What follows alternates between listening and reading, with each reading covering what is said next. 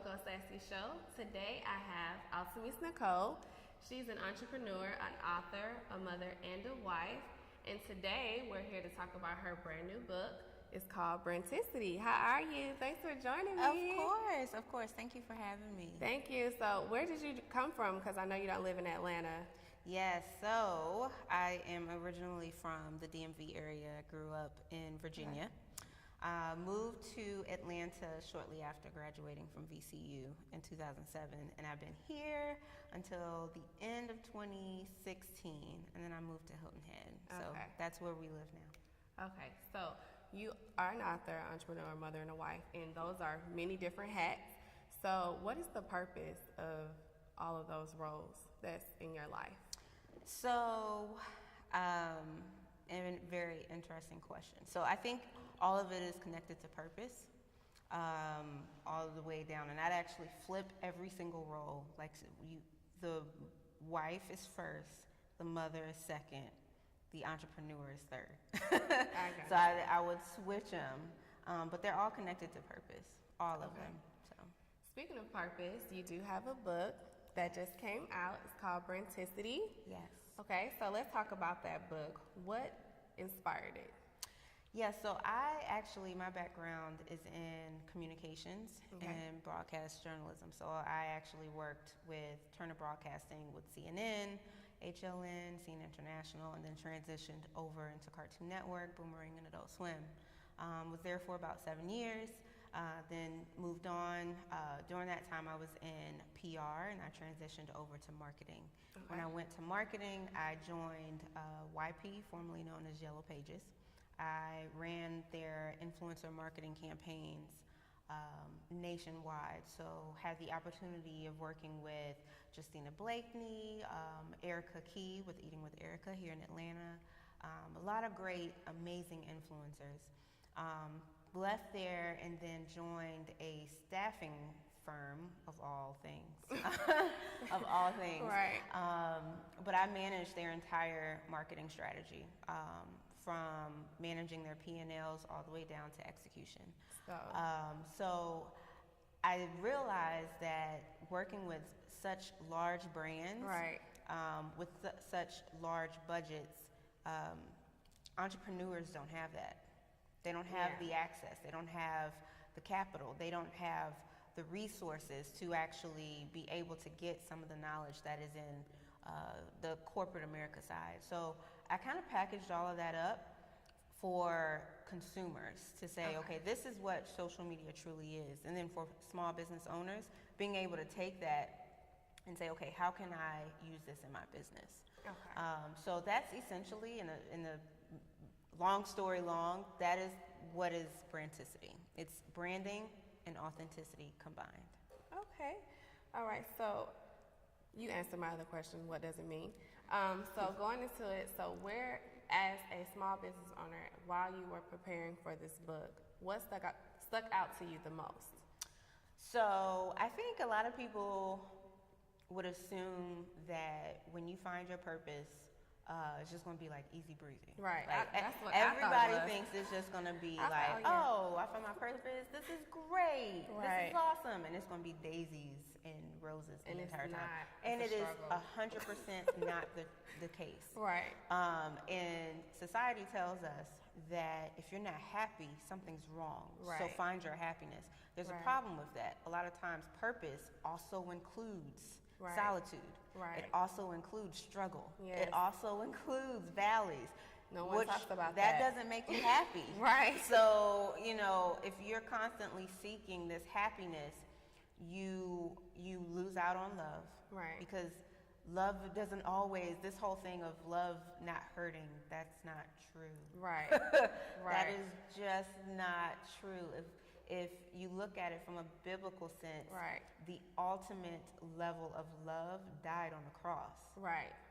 He literally was crucified. So I'm sure there was some pain there. So it's just the nature of it. So when I realized I needed to write this book, I actually did not want to. I fought it for a very long time.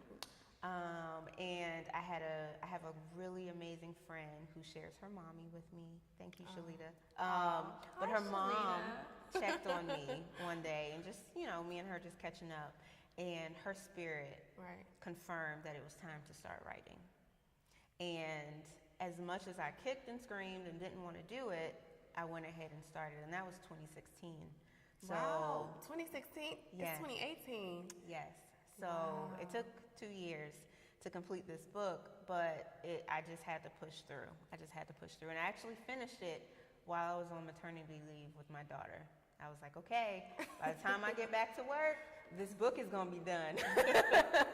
So while, in the middle of feedings, in the middle of her sleeping, I was working. I was getting stuff done. Wow, that's amazing. Now, you are an entrepreneur, so you just don't have a book. You also have a boutique. Yes. So I am the co-founder of Nichole Boutique, which is NicholeNichole.com. And it's solely about, we're a community of cultivating women to encourage them to love who they are in the inside and the out. And we just happen to sell clothes. So I have that. I also have an LLC, which is connected to the book, but I do brand consulting, brand coaching, and PR work. So a little bit of publicity for my clients as well. That's awesome. And I still have a 9-to-5. So yes, I forgot you still do. Still have a 9-to-5. So I'm a associate director of social media. Right. I have a team in Hilton Head, a team here in Atlanta, and a team in New York. And I essentially manage the strategy for about 10 to 12 global clients and nationwide clients in terms of managing their strategy, ensuring media recommendations and things like that for social media. So okay, so to tie back into the book, what are you hoping that your readers get from this book? I really hope that people understand that it should be impact over followers. Wait, say that one more time, because somebody needs to hear this. This is a word. This is a word. It should be impact over followers. Right. I think a lot of people are chasing the numbers. They're chasing the likes. They're chasing the followers. They're chasing the recognition of being noticed, when in reality, if you are authentic to yourself, there is only one you. Right. There's nobody else in the world who can do what you're supposed to do. Right. So if you're in alignment with that, everything else follows. Everything else will literally follow. So being authentic to yourself, regardless of what platform, whether it's in real life, being authentic to that can only help you move further in life toward your purpose. Yes, I cannot wait to read this book. Okay, so October 13th, where will you be? So October 13th is my official book signing. Yes. It will be at General Assembly here in Atlanta in Ponce City Market, and I am really, really excited. Okay, so definitely we're going to plug in some information about that. But I have one more question, and then we got to go. So with you being an entrepreneur, a mother, a wife, like, how do you do it? Because some people, I don't know if I'm built for this. How do you do it? Like, listen. Like, what, in a day-to-day basis, like, how do you wrap your mind to continue to stay positive? Like, that is just a lot. That's a lot. So I'm going to be real. Be real. Yeah, I'm going to be real. It's the grace of God, first and foremost. I seriously cannot do what I do without Him. If I did not take the time to spend time with Him in complete solitude and silence, I get irritable. I have literally at work, I will have calls coming in. I will have emails from different people wanting different things, and they have the same expectation of it being urgent at the same time. And then, going home, and there's my baby's 8 months old, so she's still little. My husband is still my husband. I still need to tend to him. So it's just, if it wasn't for my time with Christ, I don't know how I would do it. I get up at about 4 a.m. That is my time for, prayer, meditation, reading my Bible, and then going into work for my clients. So for my personal clients for the LLC. So that's my time to do that. By the time my daughter wakes up, it's probably around 6:37, and then that rolls. The day starts. So I make sure to get her ready, take her to daycare, and then, my 9 to 6, technically, is very demanding. So I am always busy, whether I'm in meetings or trying to help my team members through problems and helping them solve them. It is consistent throughout the day. And then when I get off, I have maybe 30 minutes to unwind, which is the commute, which oftentimes that's where I have my meetings for my clients. So that's when we fill in that time with, meetings for the LLC clients. And then by the time I get home, it is family time, 100%. So it's me and my husband spending time with our daughter. And for people with kids, oh my gosh, routine is essential. It's essential. I don't understand how people just be like, oh, whenever the kid falls asleep. No, that's not how that works. That is so not how that works. Like she's on a legitimate schedule to where by 7 o'clock, homegirl is rubbing her eyes and say, Mommy, I am tired.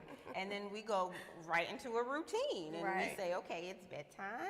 We're going to go take a bath. We're going to give you your bottle. The rocking chair means sleepy time. So we get in the rocking chair and she goes right to sleep. And when we put her in the bed, even if she's still awake, she just lay there. She don't even cry.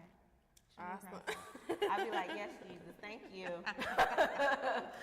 But then by that time, it's time to clean up the kitchen, get everything ready and prepared. Yes. So, and that's the only legitimate, quality, quiet time for my husband and I. So that's it. that's it, aside from the weekends. And I've also learned through very hard experience that once you get married, your first ministry is marriage. Bottom line, point blank, period. So if there is ever, it could even be down to marriage or your side hustle or your business, right? Which do you choose? And you should choose your spouse. And there have been times where you have to, if your spouse feels in conflict with what you're doing, that means you're not attending to the first ministry. So you got to put something down. And it should not be your spouse. Right. It should be your business. And then when that gets back in line and that gets back in order, you can easily pick that back up. So I have actually had to learn that the very hard way. Wow. And we took a hiatus from the boutique, from everything, for about 6 months. But it was the best thing I could have done for my marriage. Because is all of this worth losing the marriage that you said that was supposed to be for you? No, it's not. That's actually going against the reason why you're doing it.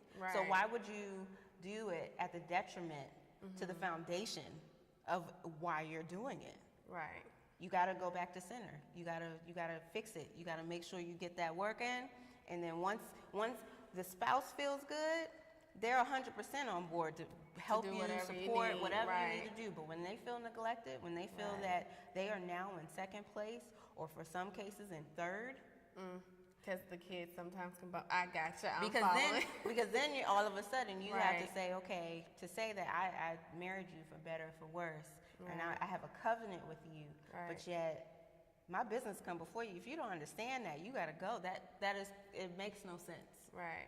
And I don't think a lot of people understand the magnitude of all of those things. So, you just got to prioritize. and you got to understand. So, Sundays, actually for me, Sundays are off limits. Yeah. Everything. Sundays are off limits. Sundays is my family time. I'm not checking email. I'm not taking work phone calls. I'm not doing any of that. And, at one point it was a shift for, my clients and for my business partner, but I don't care. Because at the end of the day, I need a happy home. And if my home is not happy, everything else will not be perfect. So let me go ahead and reserve this time. And then that's even better just for self-care too, because that falls into that. So yeah. Okay. So that, I don't know how you do it, but my time will come. So I will learn from this. Yes, it will. So, where do you see this book in 5 years? So this book is actually the first of a series. Okay. Because social media continues to evolve. Literally, as this book was being done, IGTV was coming out. It was.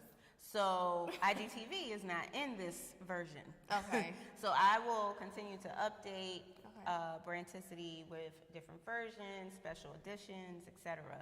And hopefully, have a lot of success stories of entrepreneurs who actually followed what's in the book and saw success in their business. I am actually working on a workbook that will accompany the book. So as small business owners are reading the book, they have a workbook as well. So, yes. Okay.